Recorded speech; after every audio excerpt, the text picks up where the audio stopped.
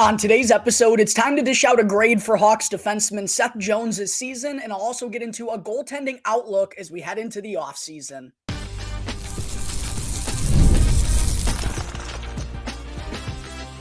You're Locked On Blackhawks, your daily podcast on the Chicago Blackhawks, part of the Locked On Podcast Network, your team every day. What's up, everyone? Welcome back to another episode of Locked On Blackhawks, part of the Locked On Podcast Network, your team every day. As always, I'm your host, Jack Bushman. You can give me a follow on X at Jack Bushman2. Make sure also to go and follow my Strictly Blackhawks account at Talkin' Hockey. That way you can get all of the latest Blackhawks news and updates. And just a quick reminder to everyone watching this on YouTube right now, like, comment, subscribe. Thank you very much. If you're listening to this on an audio platform, whether that's Apple Podcasts, Spotify, whatever it may be, please make sure you're constantly downloading all of those latest episodes. You can go and rate and review the show as well if you like what you're listening to on a daily basis. And last but certainly not least, got to let you know that today's episode is sponsored by Game Time. Go and download the Game Time app right now and use the promo code LOCKEDONNHL in all caps for $20 off to sporting events, concerts, or theater events near you. All right, good morning, everyone. Thank you all again for joining me on another episode of Locked On Blackhawks, your one-stop shop for all things Chicago Blackhawks. To start things off here today, it's time to get into my second report card from the 2023-2024 NHL regular season. And for those that have been listening and or watching the show for a while now, then you know this is one of my favorite segments that I do here on Locked On Blackhawks, where I go through each and every Blackhawks player and discuss how they fared throughout the regular season and give them a grade for their performance in the season as well. And a couple of days ago, I fittingly started things off with the 2023 number one overall pick and soon to be Calder Trophy winner for NHL Rookie of the Year, Connor Bedard. Make sure to go and check out that episode if you haven't done so already. But today I'm going to be giving a grade out to 29-year-old defenseman Seth Jones, who still has 6 years left on his controversial contract that has a $9.5 million AAV. Getting into Seth's season, another kind of roller coaster ride for Seth. All in all, he played in 67 games for the Blackhawks this year, remained as their top pairing defenseman. He had 8 goals, 23 assists, and 31 points. Those 8 goals were down from the 12 that he had the year prior when he really exploded in terms of the goal scoring production. Only had 23 assists in those 67 games, which is still way down from the production that he usually has from the blue line, and also what we saw from him in his first season with the Blackhawks, where he dished out a career high 46 assists. He had half of that this season with 23 and only 31 points. 67 games were the fewest amount of games that he's played as a member of the Chicago Blackhawks, but those 31 points were by far the fewest that he's had with Chicago as well. In terms of the plus minus, only a minus 15 out of Seth Jones this year, which is actually his best with the Blackhawks, and by a pretty wide margin. He had never been better than minus 35, I want to say, in his first 2 years with Chicago. So minus 15 is a nice little bounce back there, if you will, even though plus minus is not a very meaningful stat. Also chipped in with 3 power play goals. It's the most that he's had with the Blackhawks, along with a 4.7 shooting percentage. Not very good from Seth. Certainly not what we wanted to see after hitting double digits in goals the season prior, down to 4.7%, along with 172 shots. So he was still getting shots on net, but not finding the back of the net at the same clip. He did average 25 minutes and 29 seconds of time on ice. That's the third most of his career, second most that he's had with the Blackhawks. Chipped in for 131 blocks. That was second on the team. 77 hits is actually down from what he typically has. Never, an overly aggressive or physical defenseman, but for a guy of his size, 6'3", 6'4", he can play a little bit more physical. So would like to see those hit numbers go back up next season. And then in terms of the analytics, pretty solid, a 49.6 Corsi for percentage. Like I said, with Connor Bedard, who I believe was at 59.1%. I haven't looked at all of the Blackhawks players yet for their Corsis, but I have to envision that a 49.6 CF percentage is one of the better ones on this team. And he was also on the ice for 79 goals for to 89 against at even strength. Pretty solid considering his role, while also having an 89.5 on ice save percentage.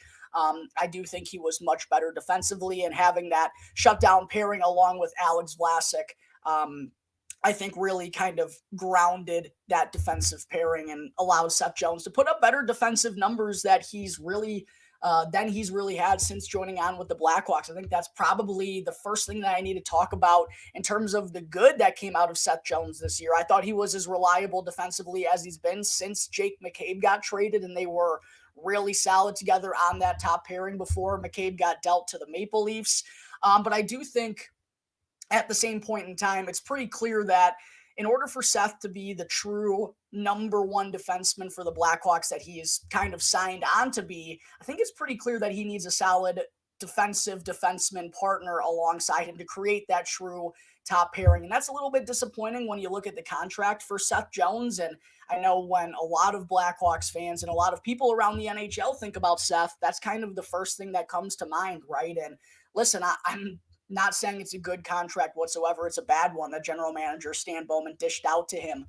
But I don't think that should persuade people to feel a certain way about Seth Jones, because he was pretty solid in terms of his defense this year. I thought it was the best defense that he's played as a member of the Chicago Blackhawks on a consistent basis. I thought also from the good was how he finished the season strong. Most of his 8 goals came in those final 15 to 16 games, chipped in for a couple power play goals there as well.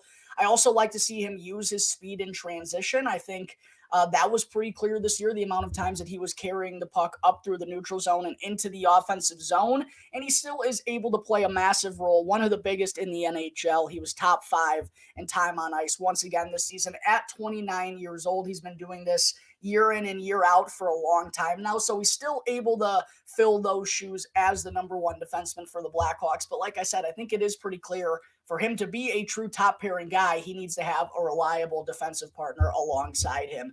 And then in terms of the bad, I think the biggest thing that stood out to me is just how slow of a start Seth Jones got off to this season. This has kind of been an Achilles heel of his since joining the Blackhawks. We just need him to be better right out of the gate. And looking at his offensive production, as I just mentioned, I think 7 of his 8 goals that he had this year came in the final month or month and a half of the season. Like, he was a ghost offensively for a majority of the season, particularly in the first half. And then on the power play, yes, his 3 goals that he had this season is the most that he's chipped in on the man advantage since joining on with the Blackhawks, but he still only has 5 PPGs in 3 years. Like, we just need him to assert himself more on the man advantage as a quarterback, as a shooter, and even as a distributor. I know the Blackhawks power play as a whole wasn't very good this season, but I kind of think Seth Jones had something to do with that. I don't think he was a very good power play quarterback this season. And with his skills, we just need him to be chipping in more on a consistent basis and certainly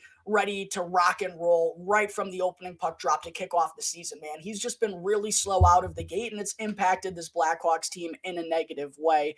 And I think just all in all, his production can still go to another level. We saw it a couple of years ago, albeit that was a better Blackhawks offense at the time when they still had Alex DeBrincat and Patrick Kane. But still, I think Seth Jones can be doing more than what we've saw him do this past season. So all in all, defensively, I was happy with Seth Jones this season on that top pairing with Alex Vlasic. I think that's going to be a top D pairing for the Blackhawks for a long, long time. However, I definitely think there's another gear for Seth to get to. And in order for the Blackhawks to take that next step as a team in their rebuild, I absolutely think Seth Jones has to look himself in the mirror and has to say, I have to be better. And I know it's been frustrating for him since getting traded from Columbus. He didn't want to get traded to a full-scale rebuild, but he has to be better in order to get us out of it. And I know it's been frustrating for him, but we simply just need him to be better, a bigger contributor on the offensive side of things. He's just too talented for his size and his speed, his offensive abilities to be putting up 31 points in 67 games. I don't care how bad the Blackhawks offense was. He's one of the best players on this team, and he has to do a little bit more. So, in terms of the final grade that I'm going to give Seth Jones, I'm going to give him a C+ this season. Like I said, I was impressed and happy with his defense. I thought it was his best defensive season with the Blackhawks, but it was probably his worst offensive season as well. And I just think there's another gear for him to get to, and he needs to do that in order for the Blackhawks to take a step next season. So I'm going to give Seth Jones, and I'm someone who has always been a Seth Jones backer. someone who's tried to push the contract to the side and just watch what he does out there on the ice. And there's no denying his impact when he's playing at his best. He is one of the best players out there on the ice, but we need to see it a little bit more consistently than we have so far.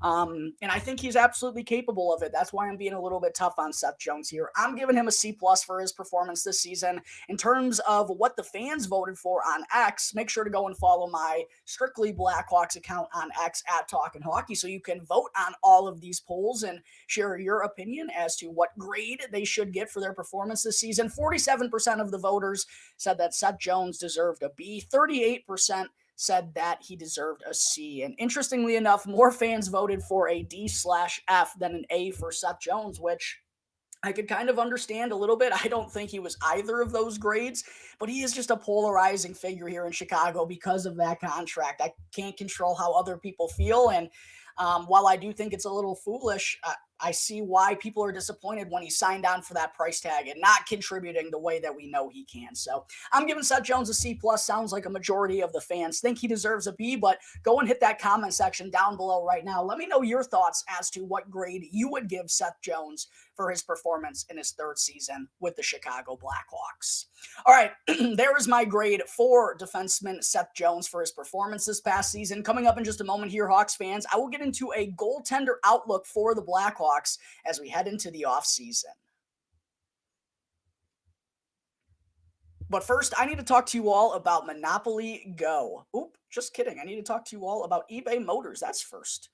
Passion, drive, and patience is what brings home the championship trophy, and it's also what keeps your ride or die alive. And eBay Motors has everything that you need to maintain your vehicle and to level it up to peak performance. From superchargers, roof racks, exhaust kits, LED headlights, and more. Whether you're into speed, precision, power, or style, eBay Motors has got you covered. And with over 122 million parts to choose from, you'll always find exactly what you're looking for. Plus, with eBay Guaranteed Fit, your part is guaranteed to fit your ride every time, or else you'll get your money back. So keep your ride or die alive at ebaymotors.com. With all the parts you need at the prices you want, it's easy to turn your car into the MVP and to bring home that championship trophy. Because with eBay Motors, you're burning rubber, not cash. Again, that's ebaymotors.com. Eligible items only and exclusions apply. eBay Guaranteed Fit only available to U.S. customers. I also got to talk to you all about Game Time. You shouldn't have to worry when you're buying tickets to the next ball game that you want to attend.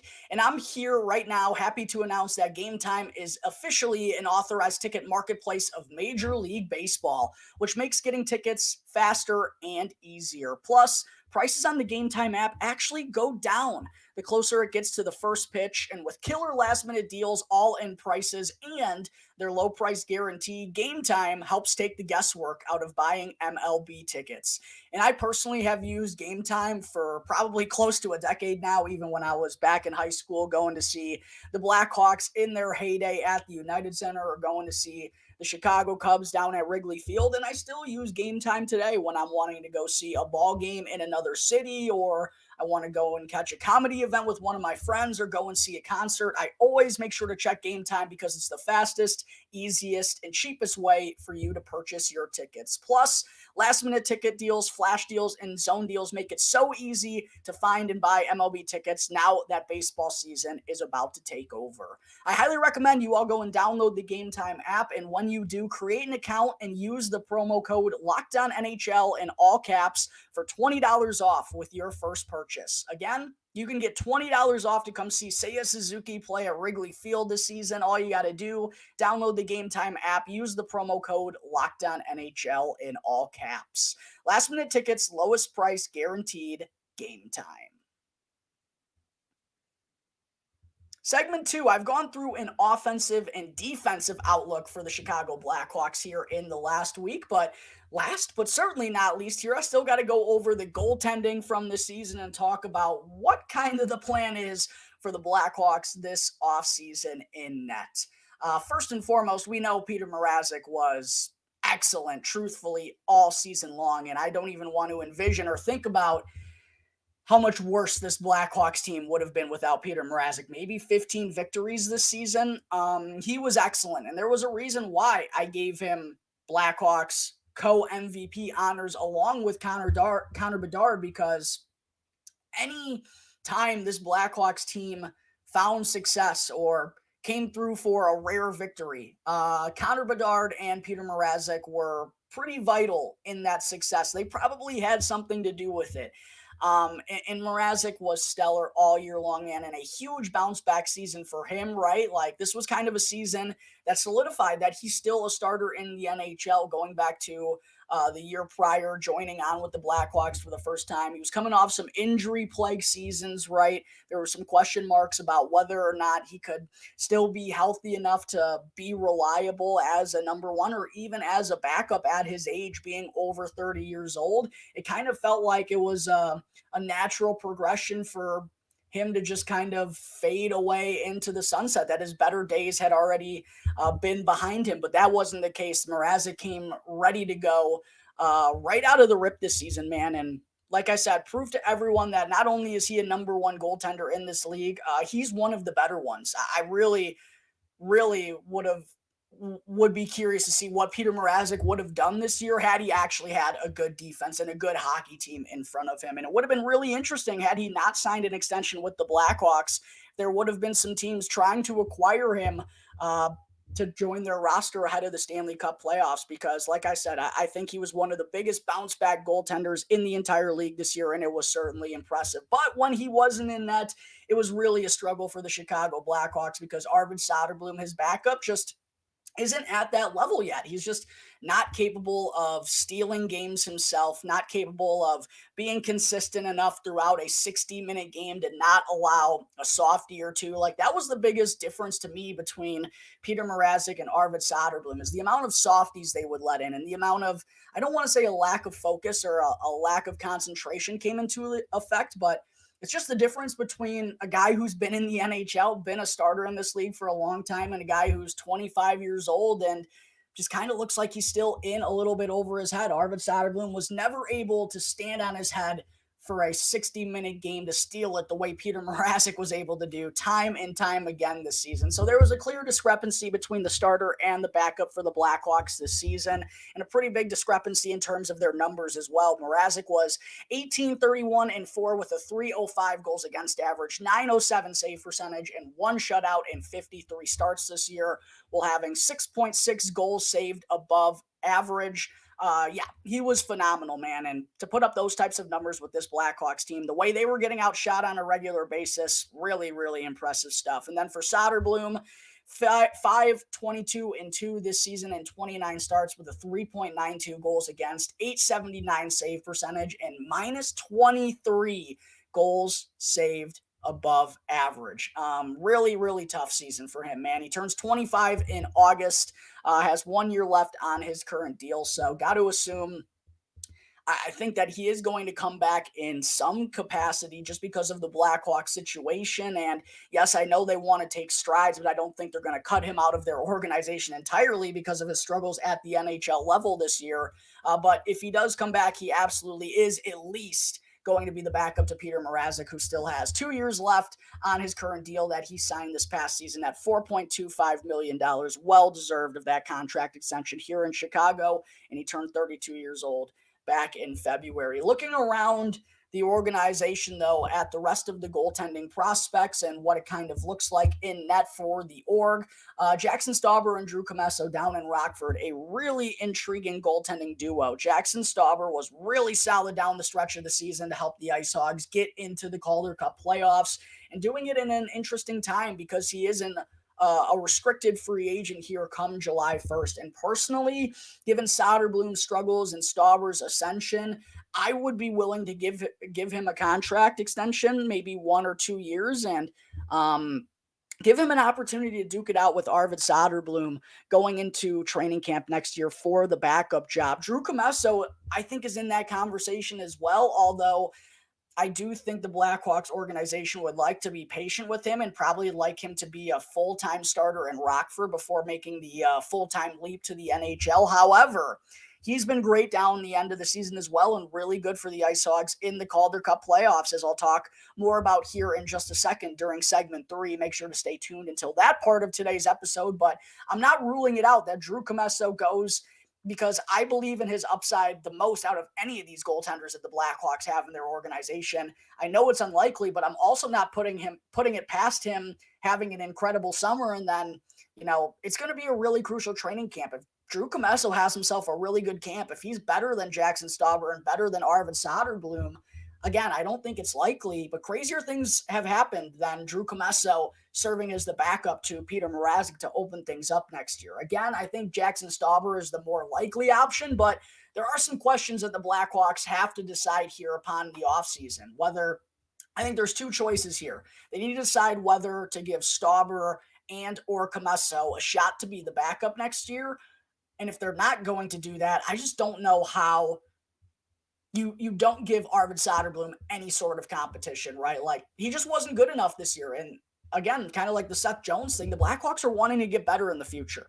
I don't know how you can look yourself in the mirror and say, we're going to be better next year, and just assuming Arvid Soderblom is going to make that progression. He's going to take that next step in his development when he just hasn't these last couple of years. So I do wonder if the Blackhawks are considering bringing in a veteran netminder to kind of be the backup to Mrazek next year. And if that does happen, it does make for a really interesting case between Jackson Stauber and Arvid Soderblom, because you're obviously not keeping three goaltenders at the NHL level. And I don't think you want all three of Stauber, Soderblom, and Commesso down in Rockford next year. So there's a lot of interesting questions with the Blackhawks goaltending outlook, but I do think if they want to be better next year, I do think bringing in a veteran goaltender is in the cards. But that would make for a very interesting situation between Stauber and Soderblom. And I'm leaning Stauber just because we have seen the upside there in Rockford, but we saw that out of Arvid Soderblom too. So it's really, really difficult. But I would just be leaning towards the upside with Stauber and Commesso to me personally. Because Arvid Soderblom, man, just hasn't really taken steps these next couple of years. And there have been few moments where you've said, this guy looks like an NHL goaltender. So a lot of fascinating questions need to be answered this summer out of the Chicago Blackhawks goaltending group. We know Peter Mrazek is going to be back as the starter next year. That we know he's absolutely deserving of. But who's going to be his backup? Is it going to be Arvid Soderblom? I'm kind of hard-pressed to believe that unless he has an excellent summer. Is it going to be someone from the open market? Is it going to be Jackson Stauber? Could it possibly be Drew Commesso? Really interesting time for the Blackhawks goaltender group, as Peter Mrazek will remain the starter until that next guy is ready. I think it's going to be Drew Commesso, but then that question is, how long until he is the guy? It's really interesting with the Blackhawks goaltender group, but there's my outlook for the Blackhawks in that as we're getting into the offseason here. Coming up in just a moment, Blackhawks fans, before I wrap things up, I still have to recap the Rockford IceHogs' second overtime loss through the first three games of their first round series with the Grand Rapids Griffins. Here we go. Now I got my timing right. First, though, I got to talk to you all about Monopoly Go. And we've all been there, either as a player or as a fan. It's halftime, and the scoreboard is not looking good. You're feeling low, not sure if you or your team can pull out the win, but that's when you dig deep, lift your head up, and say to yourself, time to get back in the game, pull off some bank heists, and take as much of my friends' money as I possibly can. That's right. The smash hit mobile game Monopoly Go lets you compete with your friends to get the most riches and the biggest empire. It's the Monopoly you love, but on your phone anytime and with tons of new twists, including leaderboards to compare your progress to your buddies. And you can play on countless dynamic Monopoly boards, make your friends bankrupt by smashing their landmarks with a wrecking ball, and charge other players rent for your iconic properties. And you can even work with your friends to crack open community chests and win tournaments to get extra rewards and climb the leaderboard together. So get back out there, put on your game face, and download Monopoly Go right now, free on the App Store or Google Play. Back here on the Locked On Blackhawks podcast, part of the Locked On Podcast Network, your team every day. Again, to everyone who's still watching this on YouTube right now, make sure you like, comment, and subscribe. And also, make sure to go and check out the new Locked On Sports Today, because Locked On has launched the first ever national sports 24/7 streaming channel on YouTube. And Locked On Sports Today is here for you 24/7, covering the top sports stories of the day with the local experts of Locked On. Plus, our national national shows covering every single league. So go check out Locked On Sports Today on YouTube and subscribe to the first ever national sports 24/7 streaming channel. Segment 3. Unfortunately, it is now backs against the wall time for the Rockford IceHogs, as last night they dropped a heartbreaker in overtime for the second time here in this series, falling 4-3 to the Grand Rapids Griffins in Game 3 to fall behind 2-1 in this best-of-5 first-round series, which will now flip back over to Rockford at the BMO for Game 4. I believe that is on Monday night. And while we did see this be yet another closely contested game between these two teams, as we saw time and time again throughout their 12 regular season matchups. Despite the final score being 4-3 in this game going into overtime, Grand Rapids was pretty dominant all throughout the course of this game. And I mean, right off the rip, they were the better and the better team and the team that looked hungrier. Drew Commesso, who, by the way, did get the start once again in Game 3. There was some debate as to whether or not Stauber would get back in there or if Commesso was going to go again after being a focal point in the Hogs' Game 2 victory to even up the series 1-1. Coach Anders Sorensen elected to go with his young gun in Drew Commesso, and he was spectacular right from the get-go. We had to make 19 saves in the opening 20 minutes to keep this thing scoreless, knotted up at 0-0 through the first period. Those 19 saves are a new IceHogs playoff record for the most in a period. Commesso was ready to go right off the rip. Unfortunately, though, the Griffins would strike within 30 seconds in the second period to grab a 1-0 lead. However, fittingly enough, Rem Pitlick would respond with 30 seconds left in the period to knot this game up 1-1 going into the third. But then the Griffins remained dominant out of the gate in the third. They grabbed a 3-1 advantage, putting the IceHogs in a tricky position with under 5 minutes to play. However, I really love to see the IceHogs dig deep, not panic, show a sense of urgency, and come through in the clutch to score 2 goals in under a minute to tie this game up 3-3. A heck of a play by Rem Pitlick for a second point of the game to force a turnover, leading to Zach Sanford's goal. And then under 50 seconds later, Jackson Cates goes and crashes the net hard and finds a loose puck. All of a sudden, this game's tied up 3-3. We're going into overtime. The IceHogs have the momentum, but they weren't able to keep the ball rolling in overtime. Grand Rapids comes through for the OT winner to steal this one 4-3, and now put the IceHogs on the brink of elimination in this next game, in Game 4. That's heading back to Grand Rapids. They need this one on home ice, or heading back to Rockford for Game 4. They need this one on home ice in order to extend the series back to Grand Rapids for Game 5. Yeah, tough one to swallow here for the IceHogs. Their second overtime heartbreaker that they've had in this series. Was really thinking they were going to go and be able to pull this one off after the way that regulation ended. Sebastian Casa, in that one of the best goaltending prospects in the world, was stellar for the Griffins until giving up those pair of goals late in the third period. I was like, oh boy, maybe he's reeling a little bit in there and second guessing himself. IceHogs weren't able to take advantage, though. They're going to need to come out with a really, really good performance in the next game on Game 4. And what also would be helpful is if they could get one of, or potentially both of, Cole Gutman and Nolan Allen back. Neither of them have played through the opening 3 games of the series. Cole Gutman was on an absolute tear before suffering that injury. The IceHogs could certainly use him back inside their top 6. They also need Lucas Reichel to be a little bit more assertive out there. They need him doing more than he has so far through these first 3 games. And then getting Nolan Allen back on the back end, I think, would help shore up this defense a little bit after they were kind of on their heels for the majority of Game 3. So an elimination game coming up next for the Rockford IceHogs in Game 4. Really hoping they can make it past the first round for the first time since I've been really covering the IceHogs these last couple of years. But backs against the wall time at the BMO Center for this next game. The fellas are going to have to dig deep to keep their season alive. Hopefully they'll be able to pull off a victory and then go back to Grand Rapids and stun those fans on their own home ice in order to advance to the next round of the Calder Cup Playoffs. All right, that is going to wrap up today's episode of Locked On Blackhawks. As always, thank you all again for joining the show. And make sure to go and follow Locked On Blackhawks for free right now, wherever you may be listening to your podcast, and to go and subscribe to the Locked On Blackhawks YouTube channel, even if you're someone who always tunes into the audio version of the shows. Do me a favor. It won't cost you anything. Make sure to hit that subscribe button on YouTube.